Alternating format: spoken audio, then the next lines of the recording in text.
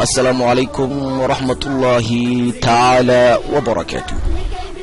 halkan ka salaamayna dhammaan ardayda ku xiran channelka Sayda Academy. waxaan idin leenahay maalin wanaagsan insha Allah. maanta waxaan qaadan doonaa waxa weeye how to use a computer, sida computerka loo isticmaalo ayaan baran doonaa iyo waxyaalaha uu ka kooban yahay insha Allah. daawasho wacan.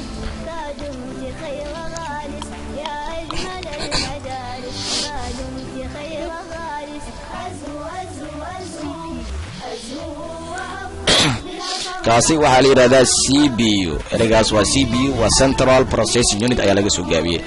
qaybtaasi ay gacanta ku sheegaysaa waxaa la yiraahdaa CPU, waa madaxa computerka waa ama informationka gudaha ku jira.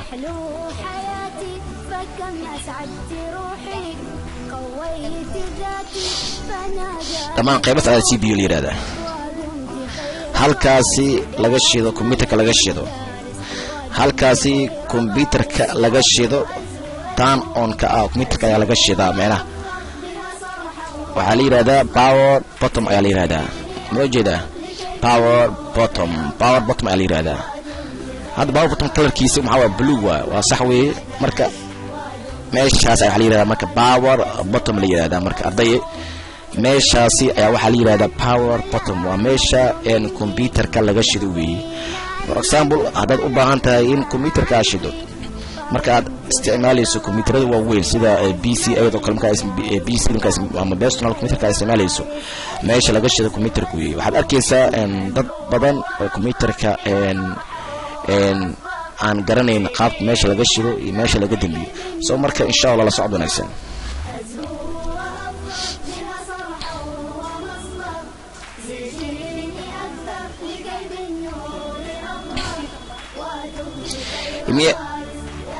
soo computerkani waa uu shidan yahay laakiin sleep way. sleep waxay ka wadaa hurdi, yani waa mar hadduu yani mugdi yahay oo yani waa uu shidan yahay computerka. laakiin haddii muuska ama keyboardka mid kamid aad taabato computerka waa soo shaqeynaa, waa soo shidaa si automatic. saad u jeedaan waa soo shidaya.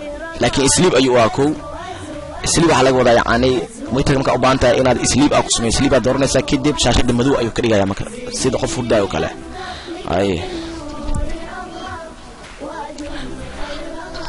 maanta wixii ka dambeeya haddaa aragto computer sidaan oo kale sleep keliya waxaa sameysaa muuska ama keyboard mid kamid taabo, asiga ayaa dhalada soo kacaysa marka.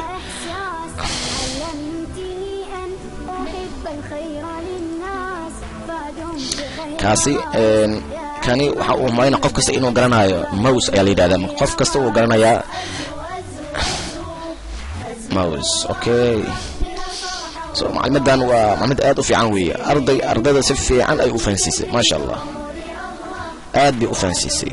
mouse-ka laba qayb ayuu leeyahay. oo ah labada finger aad ku saaraysid oo ah right iyo left. so marka muuska taawad halkan ayuu dhaqaaq ku sameeynaya. marka dhaqaaq halkaas ayuu ku sameeynaya.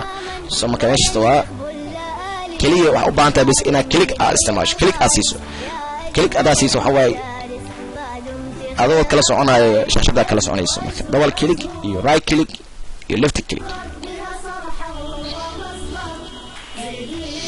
meeshaas ayaa wax la yiraahdaa. marka click double click aad sameyn kartaa. marka sida right click marka dhaad wax ku soo baxaya. kaliya farqiga u dhaxeeya laba dhinac waa qaybta midig iyo qaybta bidix weey oo muuska uu leeyahay.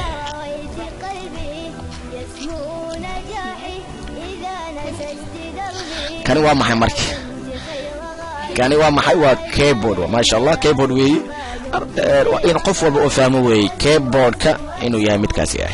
daba meel kale aadaay keyboardka.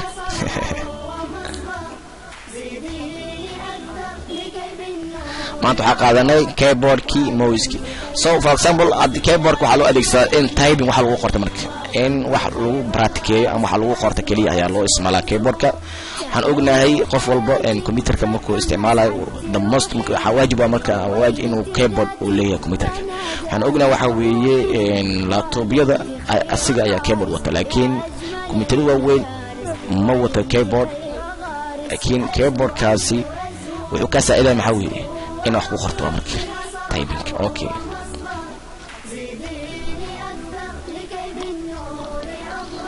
marka xigto waxaan baran doonaa CD ROM drive-ka iyo flash-ka ayaan baran doonaa hadduu alidmo. qaybahani waa qayb muhiim u ah isticmaalka computerka insha Allah. halkaas ayaan ku sameynaa hadduu alidmo. arday la socod wanaagsan, qaybtan waa qaybtii koowaad insha Allah. waa soo qaybta labaad waa soo gelin doonaa. halkaas ayaan ku sameynaa. waxaan rajeynayaa ardayda inay ka faa'iideysteen. assalaamu calaykum waraxmatullaahi tacaala wabarakaatuh.